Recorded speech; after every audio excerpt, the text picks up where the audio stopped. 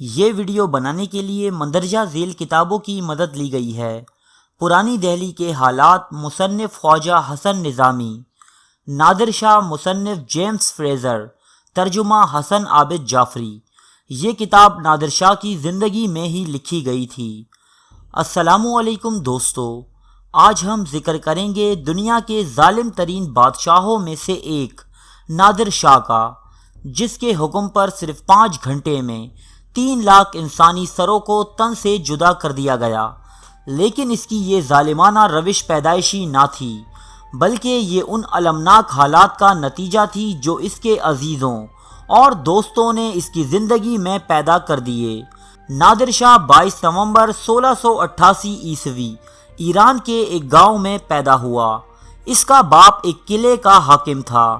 نادر شاہ ابھی کم سن ہی تھا کہ اس کا باپ مر گیا اور چچا نے قلعے پر قبضہ کر لیا۔ نادر کا بچپن اپنے غاصب چچا کی بدولت نہایت دردناک اور مشقتوں سے بھرپور تھا، لیکن یہ تکلیفیں اس کے عزائم کو نقصان نہ پہنچا سکیں۔ اس نے جوانی میں قدم رکھتے ہی فیصلہ کیا کہ وہ اپنے باپ کے حقوق اور اپنے گزشتہ تمام دکھوں کا بدلہ ضرور لے گا۔ چنانچہ اس نے لوٹ مار کرنے والوں کا ایک گروہ بنایا اور تجارتی قافلے لوٹنے لگا۔ رفتہ رفتہ اس کی جماعت اور کاروائیاں اتنی بڑھ گئیں کہ خود شاہ ایران بھی اس سے خوف کھانے لگا۔ طاقت و قوت حاصل کرنے کے بعد نادر شاہ نے اپنے ہاتھوں سے اپنے چچا کا قتل کیا اور اپنے باپ کے قلعے پر قابض ہو گیا۔ کچھ عرصہ بعد نادر شاہ ایسا زوراور ثابت ہوا کہ شاہ ایران نے نادر شاہ سے صلح کی درخواست کی اور اسے اپنے دربار میں سرداری کا عہدہ بھی دیا۔ شاہ ایران کی ملازمت میں نادر شاہ نے کئی بہادرانہ کام انجام دیے۔ عثمانی ترکوں اور افغانوں کو کئی معرکوں میں شکست دی۔ روس کو دھمکیاں دے کر اس سے تمام ایرانی علاقے واپس لے لیے۔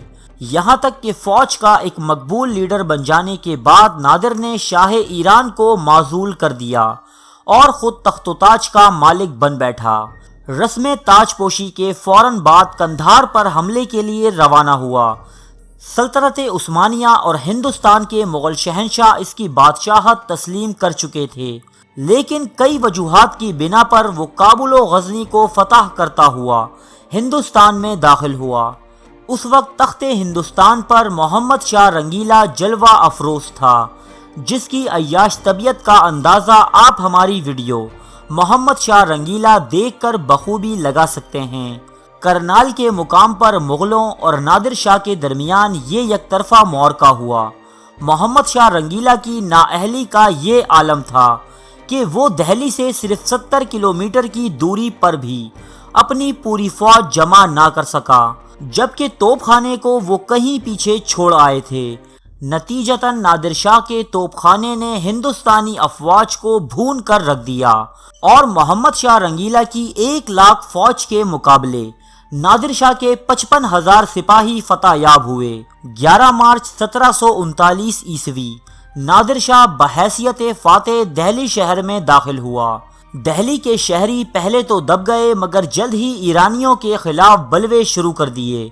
نادری سپاہ نے انہیں روکنے کی بہت کوشش کی، لیکن بلوائیوں کی تعداد بڑھتی ہی گئی۔ انہوں نے جگہ جگہ آگ لگا دی اور ایرانی فوج کے کئی آدمی زندہ جلا دیے گئے۔ اس وقت تک ایرانی سپاہیوں کو تلوار چلانے کی اجازت حاصل نہ تھی۔ کچھ دیر بعد نادر شاہ حالات کا جائزہ لینے شہر میں نکلا تو اس پر بھی پتھراؤ شروع ہو گیا، یہاں تک کہ کسی مکان کی چھت سے اس پر بندوق سے فائر کیا گیا۔ یہ گولی اس کے برابر کھڑے ایک ایرانی سردار کو جا لگی۔ اب نادر شاہ غصے میں ایسا بھپرا کہ اسی وقت قتل عام کا حکم دے دیا۔ اس حکم کے ساتھ ہی دہلی میں موت کا بازار گرم ہو گیا۔ بڑے چھوٹے، عورت و مرد اور بزرگ سب تہ تیغ ہونے لگے۔ مکانوں سے شعلے بلند ہو رہے تھے، دکانیں لٹ رہی تھیں۔ کوئی قوت ایسی نہ تھی جو اس خون خرابے کو روک سکے۔ بالآخر امرائے دہلی کی منت و سماجت پر یہ قتل عام منسوخ کیا گیا، لیکن اس وقت تک دہلی کے 3 لاکھ شہری اپنی جانوں سے ہاتھ دھو چکے تھے۔ قطار در قطار رکھ کر یہ لاشیں جلائی گئیں۔ اس کے باوجود اتنا تعفن پھیلا کہ سڑکوں پر چلنا محال ہو گیا۔ اس قتل عام کے بعد نادر شاہ ہندوستان، اس کے امراء اور جاگیرداروں کے خزانوں کی طرف متوجہ ہوا۔ مغلیہ خزانے سے تمام جواہرات، سنہری ظروف اور دیگر قیمتی سامان لوٹ لینے کے بعد مزید 20 کروڑ روپیہ کا مطالبہ کیا گیا۔ اس مطالبے کو پورا کرنے کی خاطر کئی صدیوں سے بند تہخانے کھول دیے گئے۔ جو دولت مغلوں نے 400 سال میں جمع کی تھی، سب کی سب نادر شاہ کے ہاتھ لگی۔ اس کے بعد یہ حکم جاری ہوا کہ شہر کی تمام رعایا اپنی اپنی دولت اور مال و اسباب کی فہرستیں لے کر حاضر ہو۔ نادر شاہ کو اختیار تھا کہ ان میں سے وہ جو چیز چاہے پسند کر لے، سو تمام رعایا اپنے اپنے مال کا حساب لے کر حاضر ہوئی۔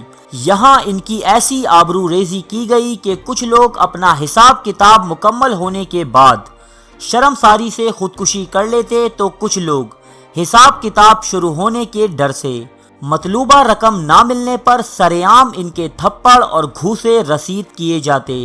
کوئی غلط گوشوارہ لے کر آتا تو اسے ڈنڈوں سے ایسا زد و کوب کیا جاتا کہ جسم اور منہ سے خون جاری ہو جاتا۔ بڑے بڑے امراء و شرفا کے ساتھ چوروں اور موالیوں جیسا سلوک ہوتا رہا۔ نادر شاہ کی دہلی سے روانگی تک یہ سلسلہ یوں ہی چلتا رہا۔ اس طرح دہلی کی عوام سے قریباً 4 کروڑ روپیہ وصول کیا گیا، جس میں سے اکثر نادر شاہ نے شاہی خزانے میں جمع کیا، جبکہ کچھ حصہ اپنی فوج میں تقسیم کر دیا۔ اس قتل عام کے بعد ایرانی سپاہیوں نے غلے کے تمام کھیت اپنے قبضے میں لے لیے تھے، سو اشیاء خوردونوش نایاب ہو گئیں، یہاں تک کہ گیہوں کا ریٹ 7 روپے سیر تک جا پہنچا۔ دوستو، اس دور میں 7 روپے کی قیمت آج کے 70,000 سے بھی زائد تھی۔ اس کے بعد نادر شاہ نے محمد شاہ رنگیلا کو شرف ملاقات بخشا۔ محمد شاہ رنگیلا کی حسین و جمیل بیٹی وہ پہلے ہی اپنے بیٹے نصر اللہ مرزا کے لیے مانگ چکا تھا۔ اب اس نے مغل بادشاہ کی پگڑی، جس میں کوہ نور نامی ہیرا موجود تھا، اس کے سر سے اتار کر خود پہن لی۔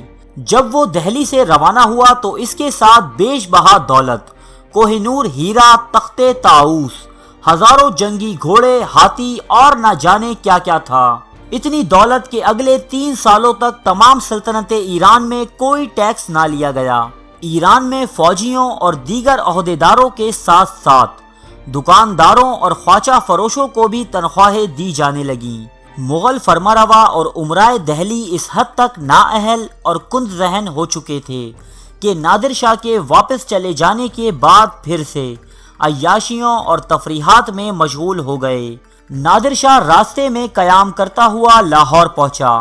یہاں کے شہریوں نے، جو دہلی کے قتل عام سے واقف تھے، اپنا تمام مال و اسباب لا کر نادر شاہ کے قدموں میں رکھ دیا، جس کی مالیت 1 کروڑ روپیہ تھی۔